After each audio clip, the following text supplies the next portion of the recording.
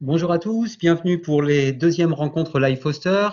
La première émission a été diffusée la semaine dernière. Elle est toujours disponible sur la chaîne YouTube de l'AFPA dans l'onglet playlist lutte contre le gaspillage alimentaire et projet Live Foster.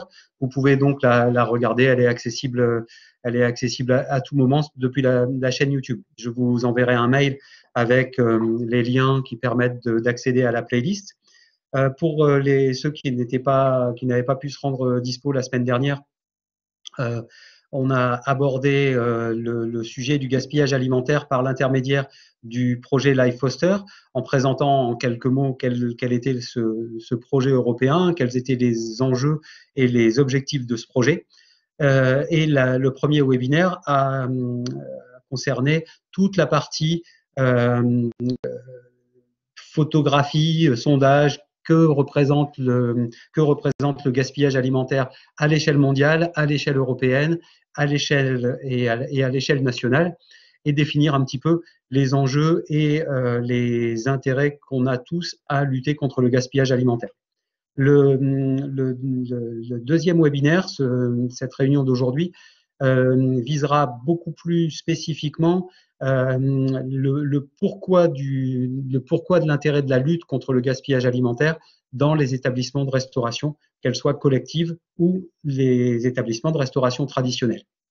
On sait que ce sont des enjeux qui sont différents, des enjeux environnementaux, des enjeux sociaux, des enjeux économiques, et c'est ce qu'on essaiera d'approfondir un petit peu aujourd'hui à travers ce sujet. Tout d'abord, il est important de bien définir ce qu'est le gaspillage alimentaire. La définition du gaspillage alimentaire, si on interroge une centaine de personnes, ils vont avoir tous pratiquement un avis différent sur ce qui est de l'ordre du gaspillage et ce qui n'est pas de l'ordre du gaspillage.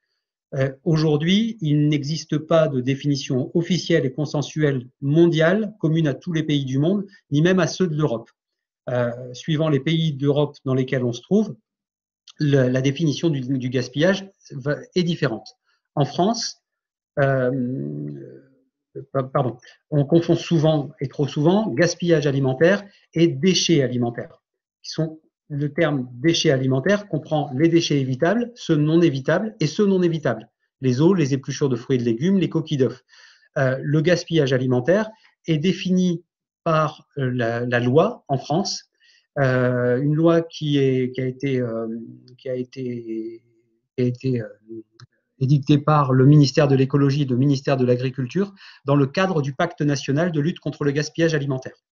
Et cette loi détermine que toute nourriture destinée à la consommation humaine qui à une étape de la chaîne alimentaire est perdue, jetée ou dégradée est considérée comme du gaspillage alimentaire.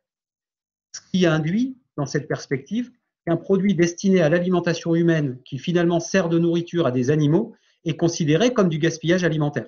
Alors que dans d'autres pays européens, on considère que dès lors que ça sort de la chaîne alimentaire humaine pour rentrer dans la chaîne alimentaire animale, le produit n'est pas gaspillé. En France, la définition retenue par le ministère de l'Écologie et de l'Agriculture empêche cette possibilité-là. La loi du 11 février 2016, qui est relative à la lutte contre le gaspillage alimentaire, définit une hiérarchie précise des actions qui sont à mettre en œuvre. Et le préambule de cette loi du 11 février, c'est que la lutte contre le gaspillage alimentaire comprend la sensibilisation et la formation de tous les acteurs, la mobilisation des acteurs au niveau local et une communication régulière auprès des consommateurs. C'est l'introduction de la loi.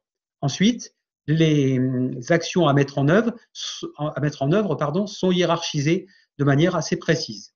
En premier lieu, il faut prévoir le gaspillage alimentaire par l'évitement à la source de ce gaspillage, y compris au niveau de la production primaire.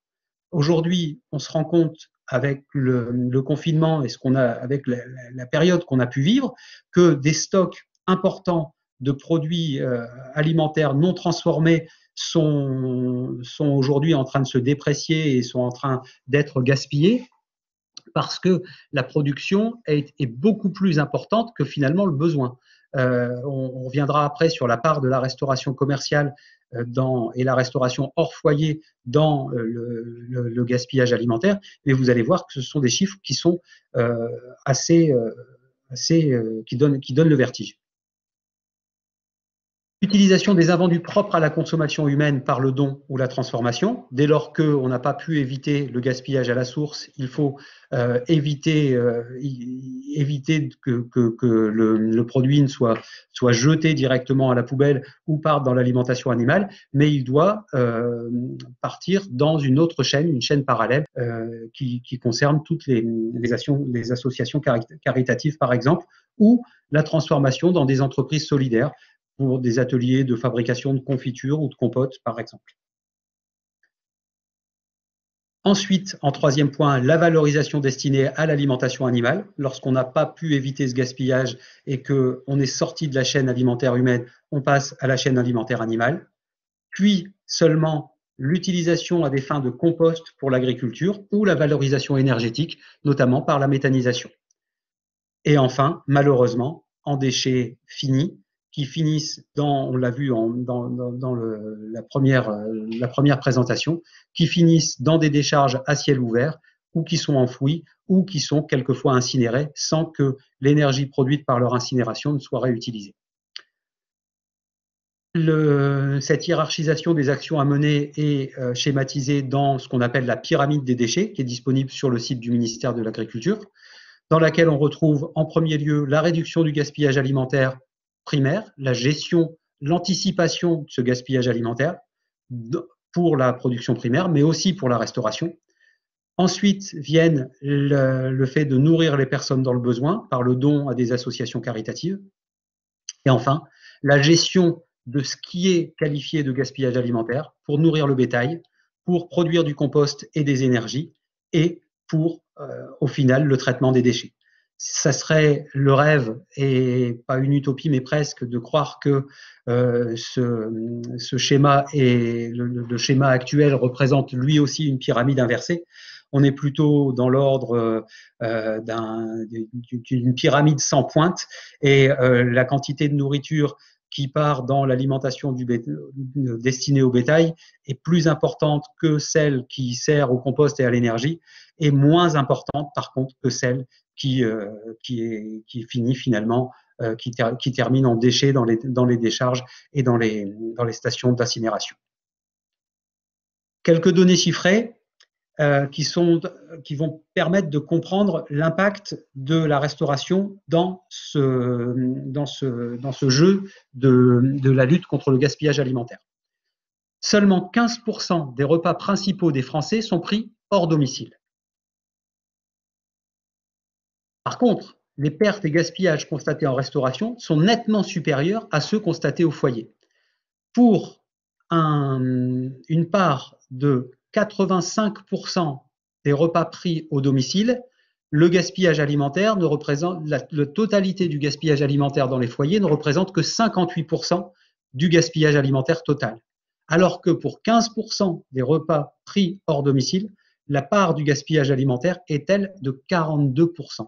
On se rend compte de l'influence de la restauration dans ce domaine. Et je reviens à ce que je disais tout à l'heure. Aujourd'hui, les producteurs de pommes de terre jettent des pommes de terre, alors que pendant le confinement, les foyers français ont continué à manger. Seulement, la restauration hors foyer, la restauration rapide, la restauration commerciale, toutes les grandes enseignes de restauration n'ont pas consommé les produits les matières premières qui ont été produites. Et c'est ces produits-là qu'on retrouve aujourd'hui gaspillés.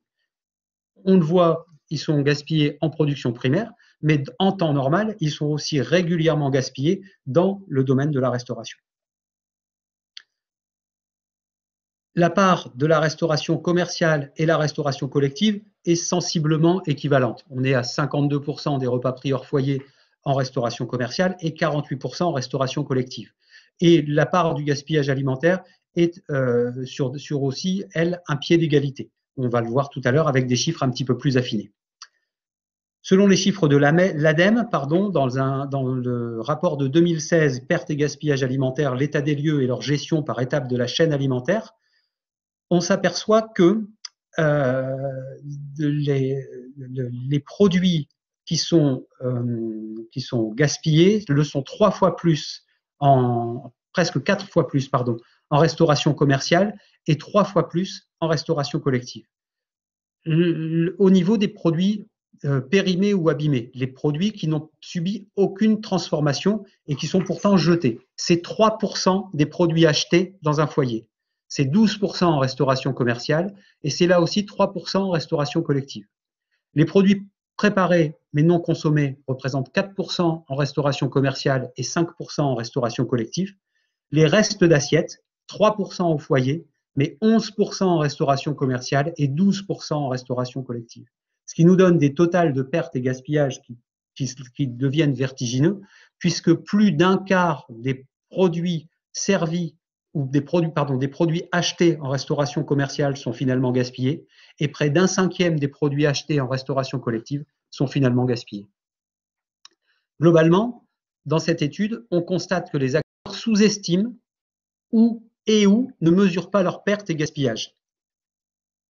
En restauration collective, le restaurateur estime à 52 grammes par plateau la part du gaspillage alimentaire. En réalité, la mesure réalisée dans une cinquantaine de restaurants dans cette étude de l'ADEME, avec un panel assez précis et hétérogène de types de restaurants analysés et enquêtés, montre qu'on arrive à plus de 116 grammes de gaspillage au total. En restauration commerciale, l'estimation du restaurateur est sensiblement équivalente et la mesure réalisée est de 157 grammes. Dans un reportage qui est passé la semaine dernière sur France 5, sur les nouveaux modes de restauration, une cantine qui est passée dans un mode de production spécifique avec la prise en compte des besoins des élèves ainsi que une attention particulière au gaspillage a réussi à réduire à 30 grammes la part de produits gaspillés par plateau. En restauration commerciale, donc, on est dans une mesure réalisée aux alentours de 157 grammes. Si on analyse et qu'on affine un petit peu notre analyse, on s'aperçoit que la part de produits gaspillés est la plus importante en restauration collective dans les établissements médico-sociaux et de santé, alors que c'est un des postes de dépenses les plus importants dans les frais généraux des établissements médico-sociaux et de santé. Donc là, il y a un vrai problème économique qui se pose. En restauration scolaire, on est à 147 grammes, alors que de nombreuses actions sont menées auprès des élèves pour les faire prendre conscience des enjeux du gaspillage alimentaire. En restauration d'entreprise, c'est un peu moindre, avec 125 grammes. En restauration commerciale, on est sur un pied d'égalité entre la restauration dite traditionnelle et la restauration gastronomique. Et en restauration rapide, un peu moins, sachant que l'ADEME n'a pas pu avoir accès à un nombre de restaurants satisfaisant selon elle pour que l'enquête soit très précise. Donc les chiffres ces chiffres sont à pondérer et il serait certainement plus important si on élargissait le panel d'entreprises citées. Le coût du gaspillage alimentaire. En moyenne, les établissements dépensent 1,90 € de matières premières par repas en restauration collective. Le coût des pertes et gaspillages s'élève à 27 centimes, soit 14,2% du coût matière. On ne parle que du coût brut de ce gaspillage. Si on y inclut les coûts induits par le gaspillage alimentaire, l'énergie, les moyens humains et les coûts d'élimination des déchets, cette fois-ci, la facture monte à 68 centimes. Soit 16% du coût complet repas. Un sixième du coût complet repas en restauration collective est consacré exclusivement au gaspillage alimentaire. Lorsqu'on sait que la restauration collective se qualifie d'être un métier de centimier où la moindre économie est importante, le moindre centime économisé est important, on s'aperçoit que 16% du coût complet du repas, est représenté par le gaspillage alimentaire. Ce qui fait que pour un hôpital qui sert 1700 repas par jour, un hôpital moyen en province, la facture annuelle se monte à 193 000 € de gaspillés. Je ne reviens pas sur le contexte actuel et sur les problèmes financiers des hôpitaux, mais c'est une part, 193 000 euros, c'est tout de même pas une part pas négligeable. Pour un collège qui sert 300 repas par jour, 145 jours par an, le montant total est de 13 000 euros. C'est la moyenne des restaurants audités par l'ADEME. Le record est détenu par un établissement pour lequel la facture s'élevait à 53 500 euros. En restauration commerciale, le coût des pertes et gaspillages varie de 0,50 à 2 euros suivant le type d'établissement dans lequel on se place. J'ai extrait ces chiffres d'une étude qui a été menée par la Chambre de commerce et d'industrie du Maine-et-Loire et en collaboration avec l'ADEME. Ce coût des pertes et gaspillages représente 9% du chiffre d'affaires d'un restaurant. Pratiquement 1/10 du chiffre d'affaires du restaurant est représenté par le gaspillage, le coût du gaspillage alimentaire. Les denrées perdues par catégorie, 21% sont les viandes des poissons, pardon. J'ai un problème avec mon PowerPoint, désolé. La part la plus importante est représentée par les fruits et légumes. Viennent ensuite les céréales et les légumineuses, le pain, les produits laitiers et les pâtisseries. Pareil pour la répartition financière, mais là, on s'aperçoit qu'il y a une inversion entre le gaspillage par catégorie d'aliments en quantité, en poids et cette fois-ci en monnaie, puisque les fruits et légumes qui représentent près de 55% du gaspillage alimentaire en poids représentent 27% économiquement, en monnaie. Par contre, les protéines végétales, viande, poisson, représentent, eux, près de 45% du total de ce qui est dépensé financièrement, de ce qui est gaspillé financièrement.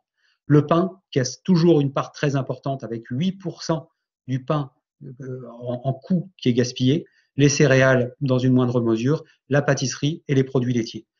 J'ai repris les chiffres de la pâtisserie et pour la part quantité et pour la part financière, parce qu'on s'aperçoit que le dessert a un rôle important à jouer dans le gaspillage alimentaire pendant un repas. On va le voir sur les slides suivantes. Ce qui nous permet de dire et d'affirmer qu'il existe 5 bonnes raisons de réduire son gaspillage alimentaire pour un restaurateur. La première, et la plus évidente, c'est d'abord de faire des économies sur les achats de denrées et sur la gestion des déchets. Puisque de nouvelles obligations réglementaires en tant que gros producteur de déchets organiques vont apparaître dans les années à venir.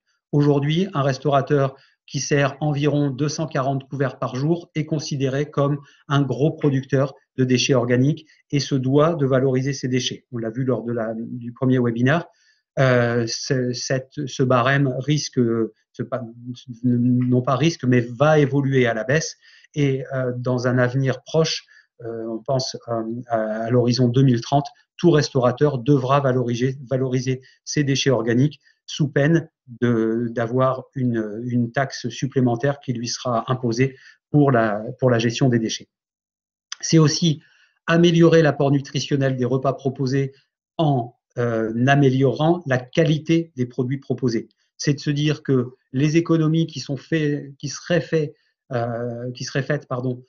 en luttant contre le gaspillage alimentaire peuvent être réinjectées pour améliorer la qualité des produits, la qualité nutritionnelle des produits. C'était l'exemple qui était donné dans cette cantine du sud de la France, des Alpes-Maritimes, dans laquelle il y avait eu un œil très vigilant quant au gaspillage et ils étaient passés en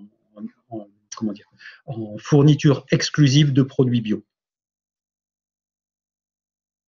Et enfin, c'est aussi mettre en œuvre une mobilisation interne. Ça peut devenir un acte managérial et la définition d'un projet, d'un objectif d'entreprise, d'un projet d'entreprise, que de lutter contre le gaspillage et de mettre en place des projets liés à l'alimentation. Le gaspillage alimentaire aussi, être tous impliqués. Les restaurateurs, qui sont au cœur du système alimentaire mondial, sont le lien entre la ferme et la fourchette. chef en tant que militant est un concept récent. Ils créent la mode, mais ils ont aussi l'opportunité de faire repenser aux consommateurs leurs habitudes alimentaires. C'est ce qu'avait évoqué, je pense que c'est Céline lors du dernier webinaire. C'est une question qu'elle avait posée. Pourquoi commencer par les futurs professionnels? Parce qu'on sait aussi que les restaurateurs ont leur rôle à jouer. Je reprends 2 exemples rapides. Dan Barber, qui est un chef étoilé américain, qui travaille en autosuffisance dans son exploitation. C'est un ancien élève d'Alain Ducasse, qui déclare que l'émergence de la culture gastronomique a donné aux chefs une plateforme d'influence, le pouvoir, sinon le luxe d'innover. En tant qu'arbitre des goûts, ils peuvent contribuer à inspirer une nouvelle façon de manger. C'est extrait d'un de ses ouvrages qui s'appelle The Third Place. Et puis en France, Thierry Marx, qui lui déclare que dans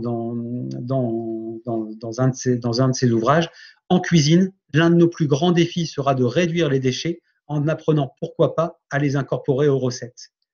Thierry Marx dans son livre L'innovation au fourneau, que je vous conseille de lire, avec 2 étapes, 2030 et 2050. 2050, où il faudra nourrir une population mondiale qui avoisinera presque les 10 milliards d'habitants.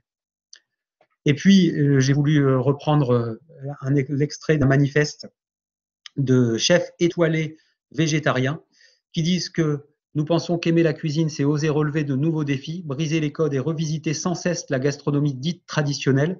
Penser et créer un menu entièrement végétal, c'est s'amuser, jouer sur la présentation, la coupe des légumes, les cuissons, les associations, les saveurs, les associations de saveurs et de couleurs. C'est faire honneur à notre passion tout en étant conscient des enjeux environnementaux. Vous aussi, laissez-vous surprendre par la cuisine végétale et surtout, soyez curieux. C'est un leitmotiv qu'on prône à l'AFPA en disant à nos stagiaires soyez curieux, venez découvrir. Et aujourd'hui, des chefs étoilés, je pense à Alain Passard, par exemple, à l'Arpège, qui propose une carte végétarienne.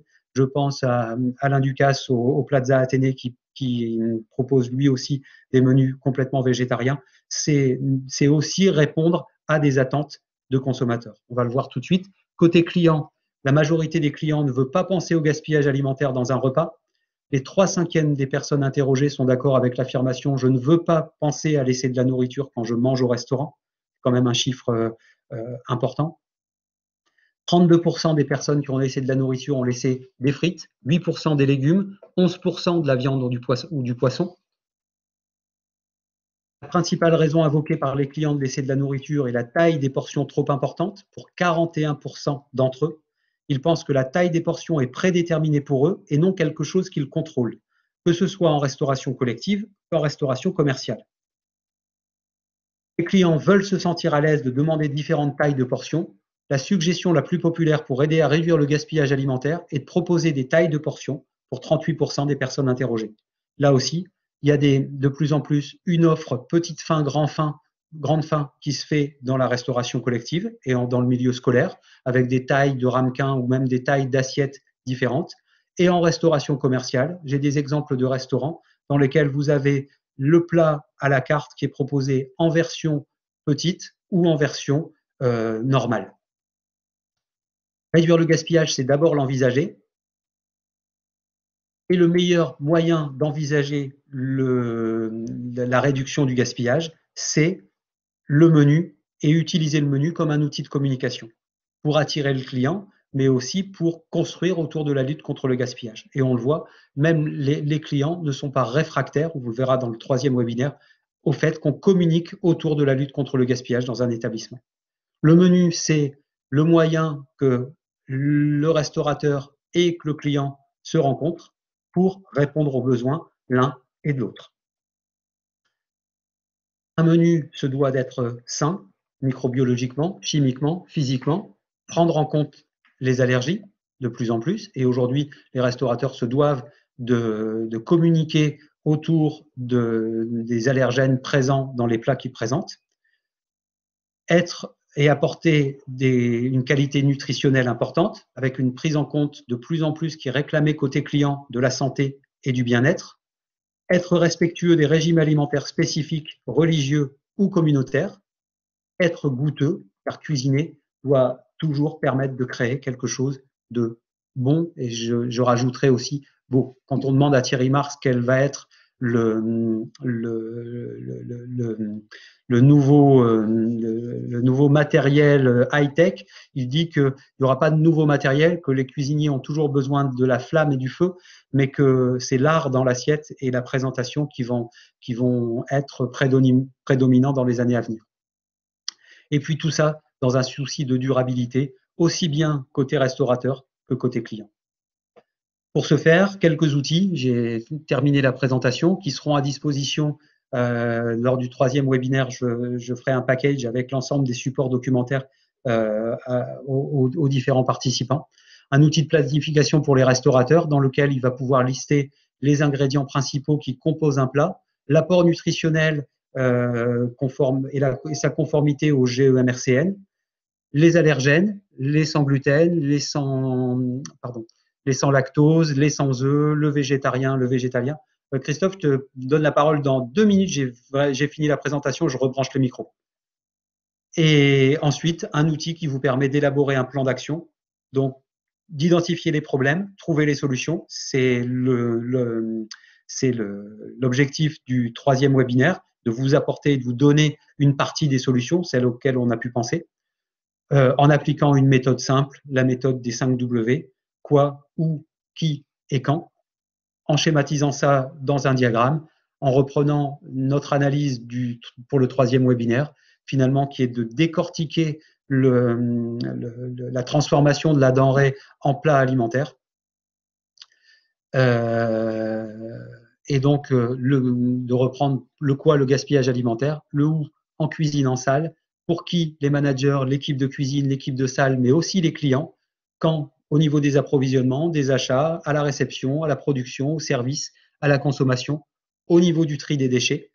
Et pourquoi? Et bien là, c'est des questions qu'on s'est posées tout haut et auxquelles on a essayé d'apporter des réponses qui vous seront présentées dans le 3e webinaire.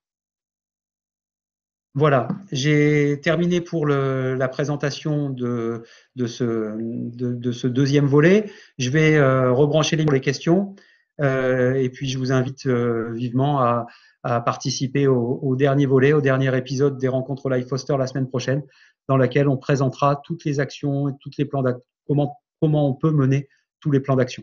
Je rebranche les